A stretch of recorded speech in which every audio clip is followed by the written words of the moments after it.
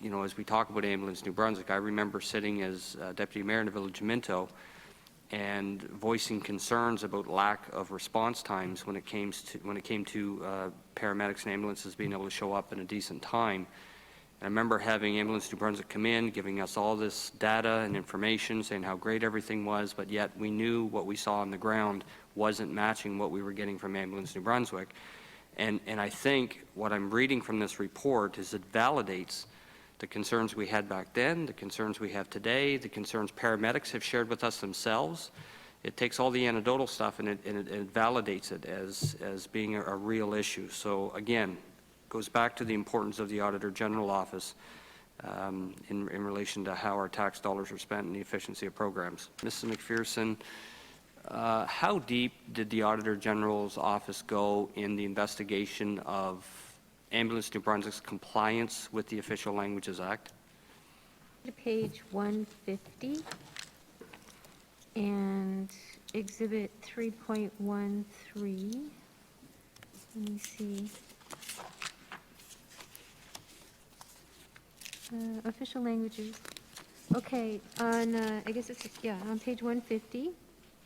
So the contract responsibility is defined around official languages in the contract, but as we pointed out, there was no current measure of performance to ensure that they were meeting the requirements of the Official Languages Act at the time that we did the work.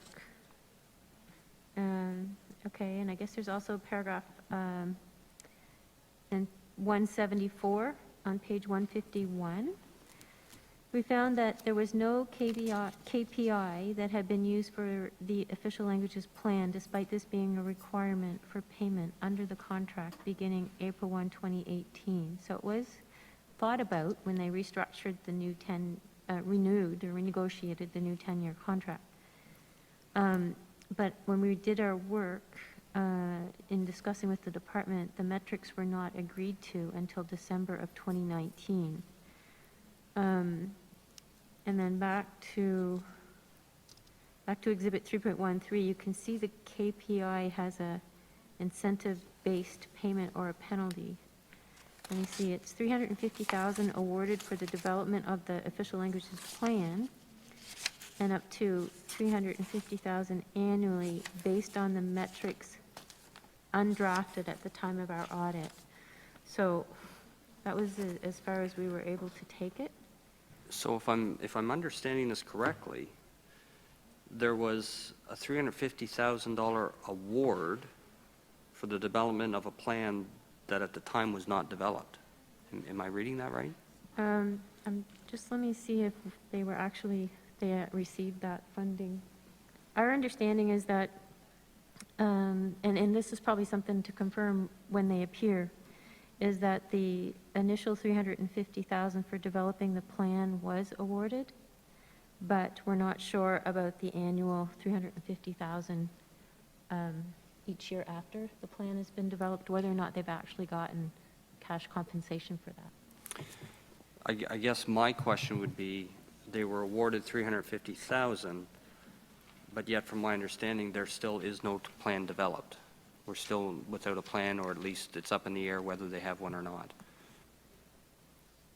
Oh, but then it also talks about needing to amend the third-party management contract that would be considered in the context of a renegotiation. So this is getting into an area where we were only able to take it so far, but the department might be able to provide more up-to-date response in terms of official languages, because it was evolving when we did the work.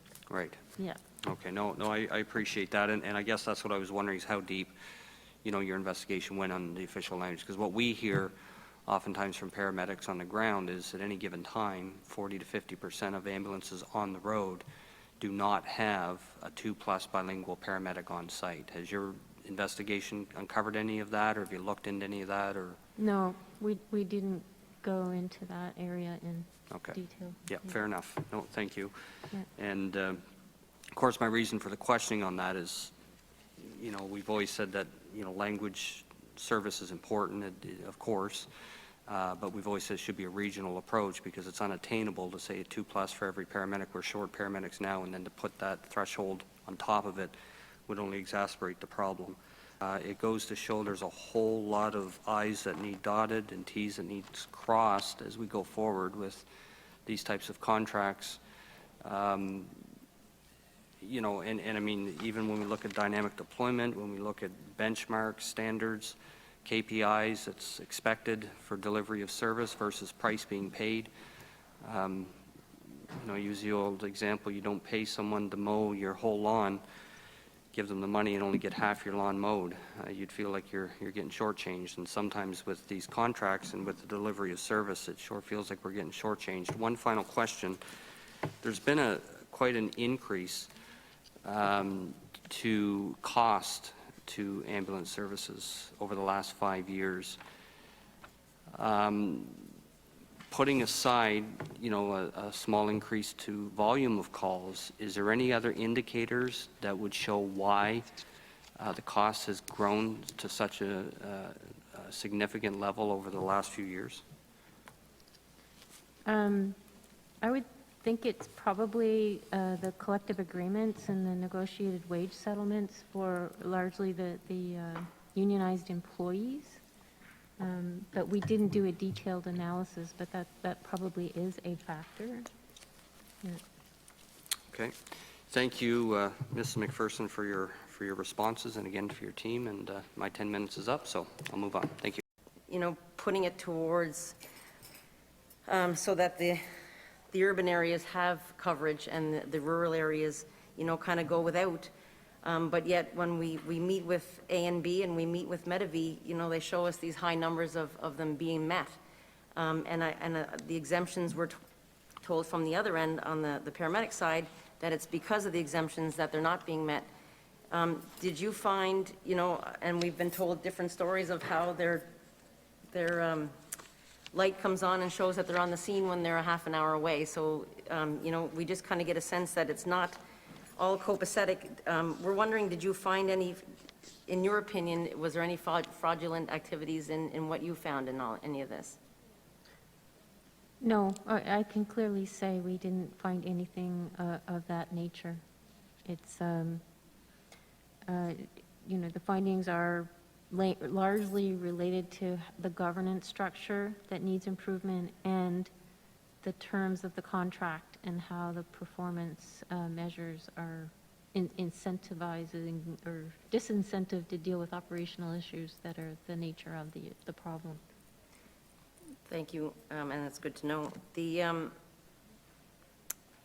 These findings with, you know, the amount of the numbers not being hit when, you know, when they were paid all this money to be hit and under the assumption that they were, is this just something new, this past report, or is this something that's been going on for a while that you found, or? Well, the period that we looked at was, in some respects, from the inception of this contract back in 2007. But the years that we focused on in particular, and you can see it in our various tables, there were 2 fiscal years, I think it was 18-19 and 19-20, where we had all of the data. Did I get the right years? No. It was, okay, in paragraph 140. Okay, 17-18 and 18-19 were the two that we had the data of all the call volumes. So it allowed us to do a lot of analysis, and that's where a lot of the findings come from. So, I guess it's important to point out that most of our findings are based on those 2 fiscal years, but we didn't see anything to indicate that the problems we've highlighted are specific to those 2 years. And a lot of it, the terms of the contract, that's a 10-year arrangement, right? So I think it's reflective of what's the situation is and what needs to be done. Yeah. Okay, and the incentives that were given, you know, the $8 million that was given and even the $350,000 that you had talked about earlier, you know, I'm just thinking, if you do your taxes and you put in and you get in for how much you're supposed to get on taxes, and they find out that the information wasn't correct, it's the money has to be paid back. Is there any recommendations on your end about how this money, you know, should be paid back to the government for not reaching when it was found that the incentives or the guidelines weren't met? Yeah. No, we have not made anything to that nature, because from the perspective of Medivy, they have complied with the terms of the contract as best as we can tell. The issue is the way the contract terms have been set. So our recommendations are largely looking at a go-forward basis and making recommendations to either renegotiate the contract, or when the contract comes up for renewal, address the issue at that time. And when I read through the responses from the department to the recommendations in the table that's in the front of the chapter, it's positive to note that the department essentially has agreed with almost every recommendation. They flat out start by saying they agree, and then they go on to say how they plan to address it. Some of them they're able, like the governance issues and looking at the legislation, they're going to look at immediately.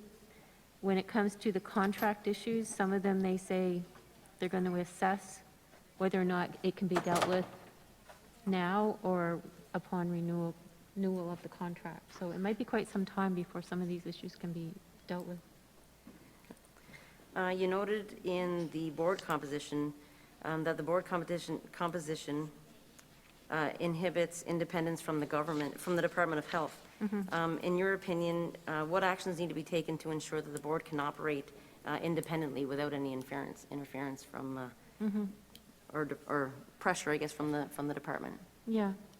Well, I think this is the discussion and deliberations that needs to happen within the department as to how they want to restructure this service arrangement. And as I mentioned, there's elements of a Crown corporation that we would typically see, but not, many elements are missing. We went into it thinking maybe it's similar to the regional health authorities, because in the legislation of the regional health authorities, it's clear that there's a board separate and apart from the Department of Health. There's more independence there. There's outside representation. They have more of a say in the CEO hiring and assessing the performance and the compensation, separate and apart from the Minister of Health. So I think the discussion that needs to take place within the department is, what is the right way to shape this on a go-forward basis? Because right now it's complex and it's not working, and it's fraught with inherent conflicts. And they aren't conflicts that mean someone has the opportunity for personal gain. It's just the motivation of being able to make decisions that you don't have a conflict because you report to the person sitting beside you on the board, or you report to the Minister of Health. Your fiduciary duty as a board is to work to the best interest of the operations of the service. So hopefully that makes sense. Yeah, that's, no, that's all I have now, Mrs. Chair. Thank you very much for answering my questions.